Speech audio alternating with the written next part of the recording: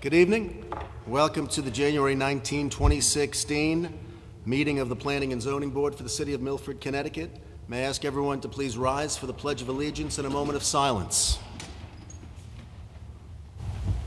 I pledge allegiance to the flag of the United States of America and to the republic for which it stands, one nation, under God, indivisible, with liberty and justice for all.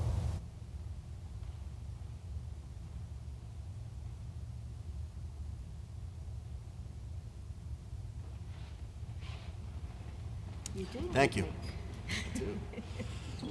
All right. Again, welcome. May I have roll call of the board from left to right?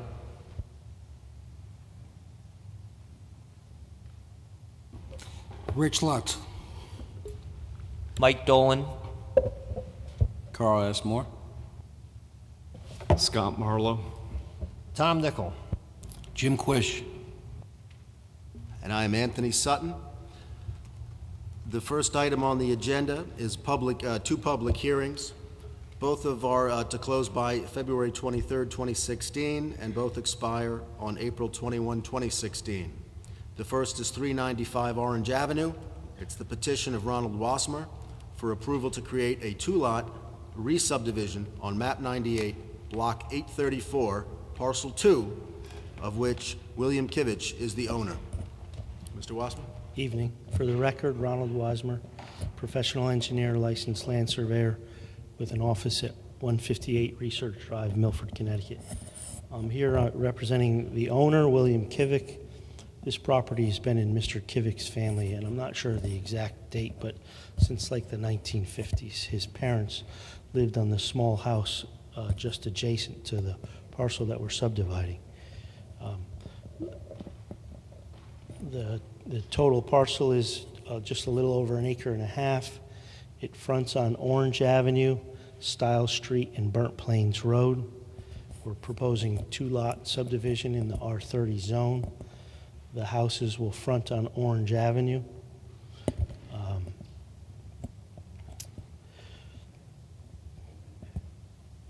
We're going to be doing some public improvements to the roadway on Orange Avenue, curbs and sidewalks, as well as on Stiles Street, and some minor improvements on Burnt Plains Road.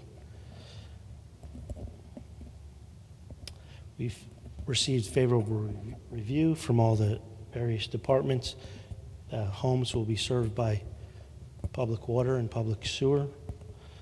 The city engineer did have some comments regarding some silt fence location and a question about the street widening on Stiles Street. I've met with the city engineer and the public works director regarding the street widening, and we will adhere to their recommendations. Silt fence location will be indicated on the individual plot plans as they're submitted for building permits. I'm happy to answer any questions. I think it's pretty straightforward and simple application. Are there any comments from Mr. Sulkus at this time? Mr. Wasmer, the Tree Commission noted that there are, I guess, many invasive species of plants in the landscaping that is going to remain and also be improved upon. Would your applicant be willing to remove those invasive species as part of the development of these lots? Yes. Are there questions from the board? Seeing none, at this point, we would invite public comment. There does not appear to be any members of the public that wish to comment. Mr. Sulkus, in that case, can we dispense with the reading of the public hearing procedure and proceed with the process of voting?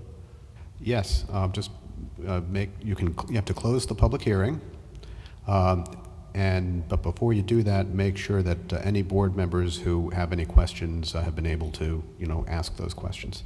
And if there aren't any, obviously close the hearing and proceed to the voting. And is closing the public hearing done by motion? No. Very well. Before we close the hearing, do any members of the board have any questions? Seeing none, we will now close the hearing. Thank you. Is there a motion relative to this application at this time? Mr. Quish? I would move to approve the motion Second. with the Is there a caveat second? that the invasive species be eradicated. Is there a second to the motion made by Mr. Quish? I'll second that. Second by Mr. Nichol. Is there any discussion on the motion? Seeing no one wants to be heard on the motion, we can vote. All in favor of the motion? All opposed? The motion passes.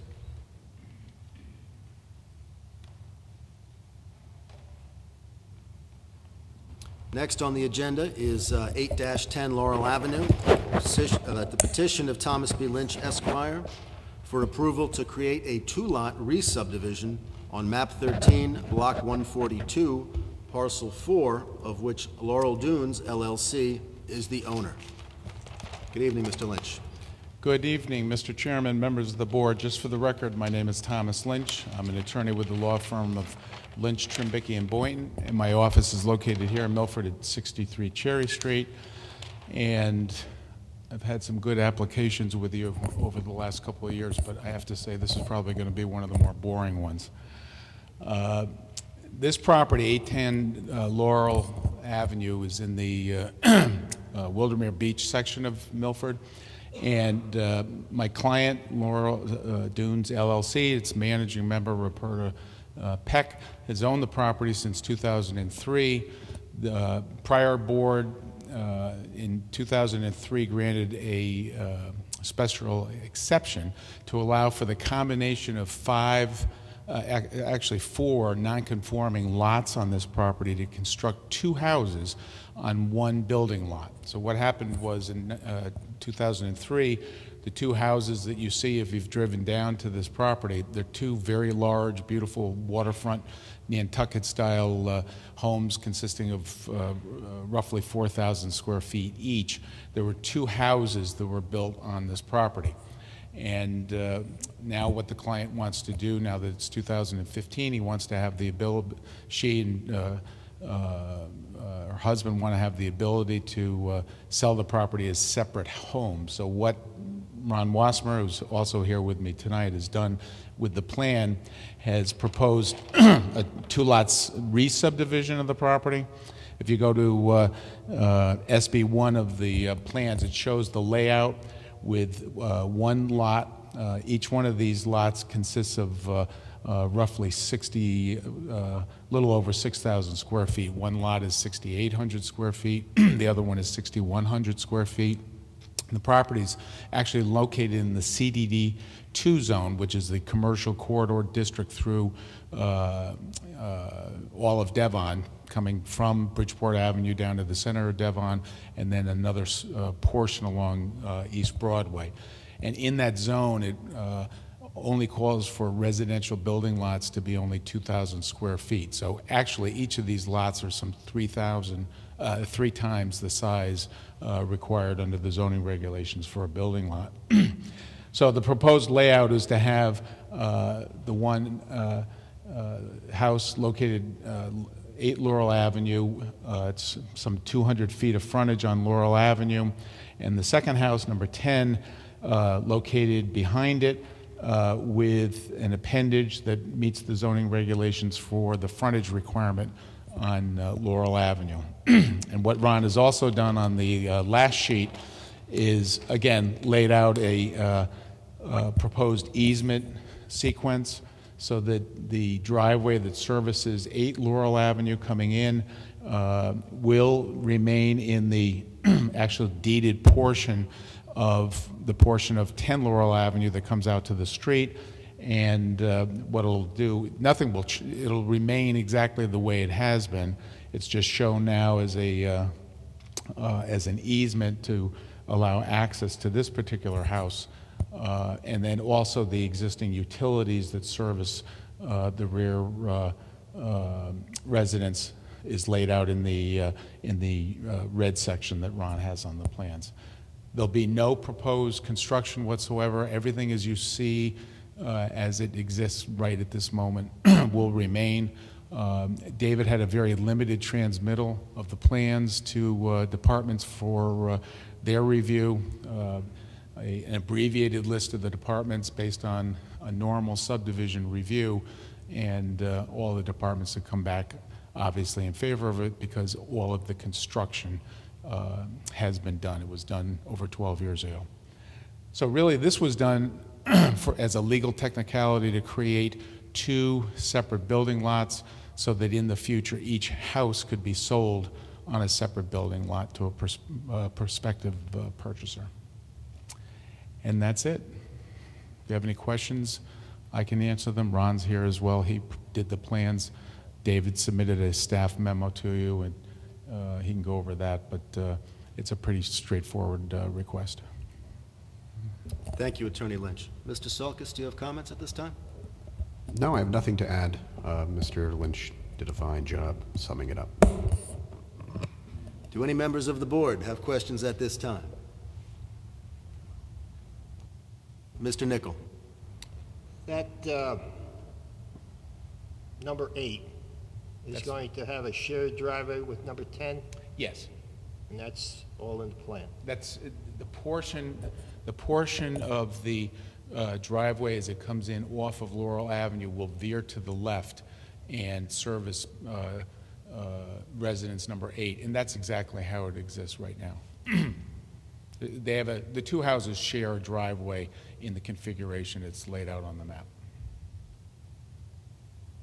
Are there any further questions for Mr. Lynch or Mr. Wasmer? Mr. Moore. Can you perhaps reiterate the special assessment that was previously administered on the... You know, I didn't handle it, Carl, so I did a limited title search. I have the deed that makes reference to it. Maybe David could elaborate a little on it, but there were 4 non-conforming lots on a 1925 subdivision map that were combined to create this larger piece as you see it right now.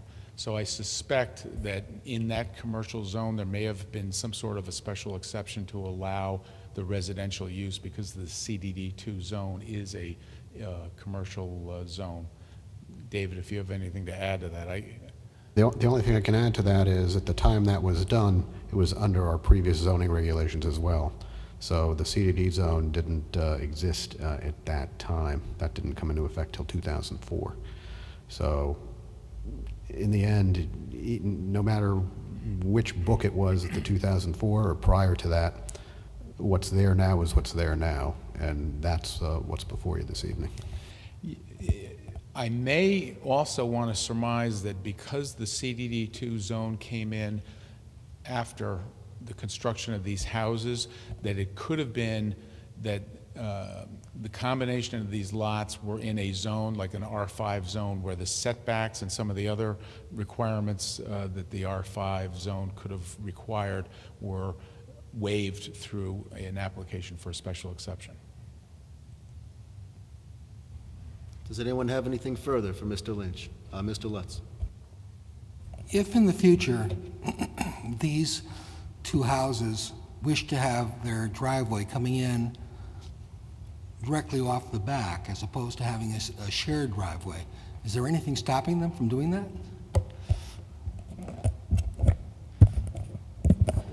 Richard, are you maybe talking about having a driveway come in here No, to no. service that? Because keep in mind, the homes are elevated because they're in the flood zone. Right. The driveways, the garages are underneath. Right. So the way it comes in now, the driveway comes in here and then comes into the lower portion of the house, underneath the actual living space. Right, but there's also a street directly behind, okay? Right where? This is the intersection of Broadway and Laurel. So right here, the only other 46 and 52 Broadway, located right here, there is a residence here already. Oh, there is? Yeah. There's a residence behind them? Yes, right. In other Okay. words, between the driveway here and Broadway, there's another parcel with a residence on it. Okay, I didn't realize that. Okay. Okay, thank you. I thought you were asking, was there some other way to configure the driveway, but you wouldn't have the arc, you wouldn't have the angle to be able to, you wouldn't have the space to be able to put it in this portion of the property. Thank you. Does anyone else have any additional questions for Mr. Lynch or Mr. Wasserman? Seeing none, this would be the time for public comment, but seeing that there are no members of the public to comment, we will forego that portion. And before we close the hearing, does anyone else wish to be heard on this matter? Seeing none, we will close the hearing, and I will open the floor to a motion relative to this application. Mr. Quish. I would move to approve this as presented. Is there a second? I'll second. Mr. Nichol. Is there any discussion? Anyone wish to be heard on the motion as presented? Seeing none, I'll ask that all in favor of the motion, please indicate. Aye. All opposed? The motion passes. Okay. Thanks very much.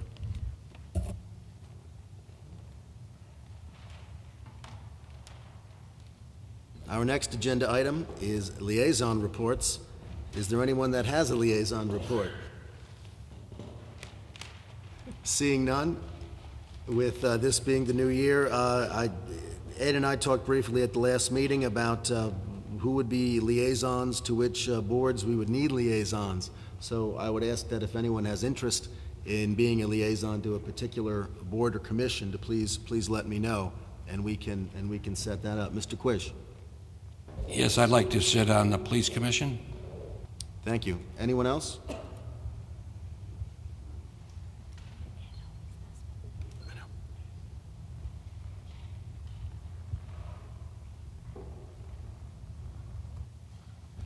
Next on the agenda is the Regulation Subcommittee. Mr. Grant is not here, and I do not believe that the Regulation Committee has met since our last meeting.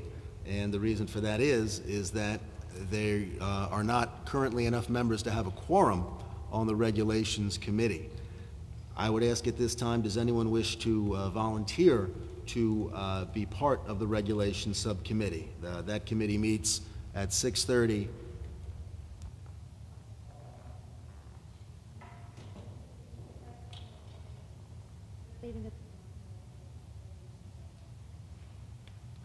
And that meets at 6:30 on the first meeting of the month, the hour before the first meeting of the month.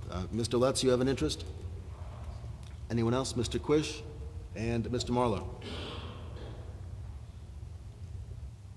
Thank you.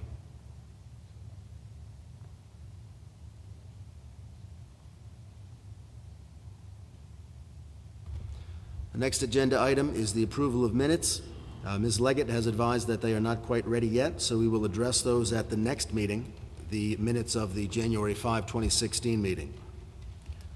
The next item on the agenda is the Chair's report.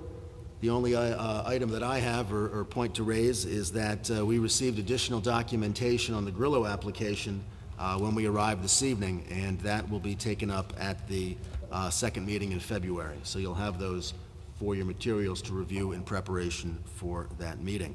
And that's all I have. Next on the agenda is staff report. Mr. Sulkus, do you have a report? I actually do. Please. Let's hear it. Very briefly. I think it was last year, the board allowed me to apply for a grant for a study of what's called an incentive housing zone, which is related to transit-oriented development. And I have received from our consultant a draft report, which I'm going through now. The purpose of this is to look at land use within a half to 3/4 of a mile of the train station and come up and with this,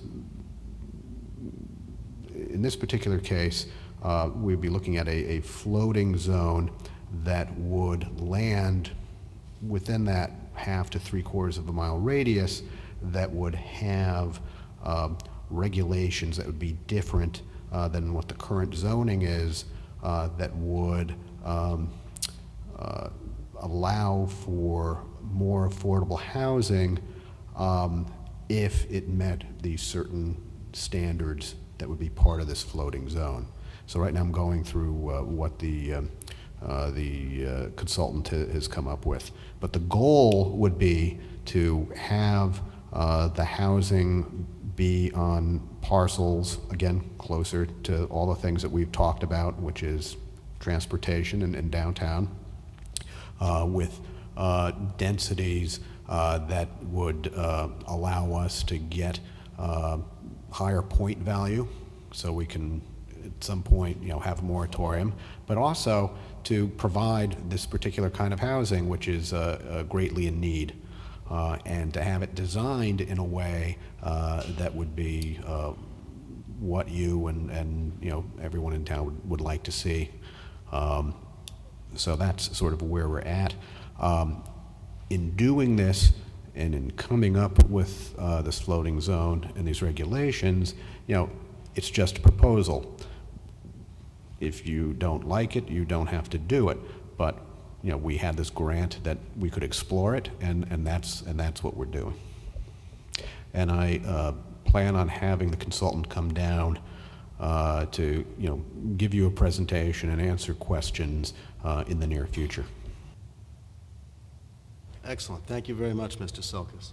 Mr. Quish. How much money was the grant for? It was for $20,000. And will that give us a complete high-level look, or what level of detail should we expect? The level of detail will be actual regulations. Thank you. Are there any other questions for Mr. Selkis? Seeing none, do you have anything further, Mr. Selkis? No, that's it for this evening. Thank you. That's the end of the agenda. We will entertain a motion to adjourn. Mr. Moore with a point. I believe there was, last meeting, we had a question in regards to all the liaisons and the boards that we might be wanted to look on upon. I'm not sure if we had that list, especially for the new members. I know that we had been working it up, and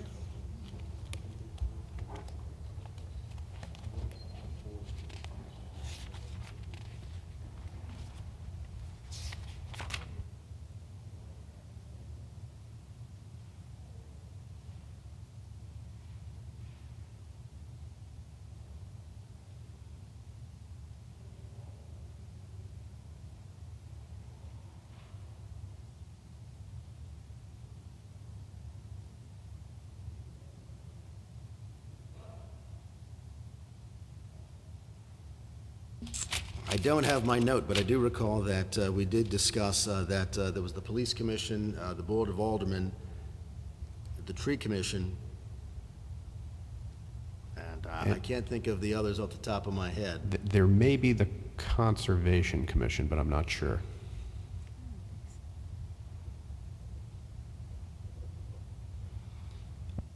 Well, as indicated before earlier in the agenda, if anyone has a interest in serving as a liaison to a specific committee, certainly please let me know, and we can work that out as to who will be our liaison to the particular commissions.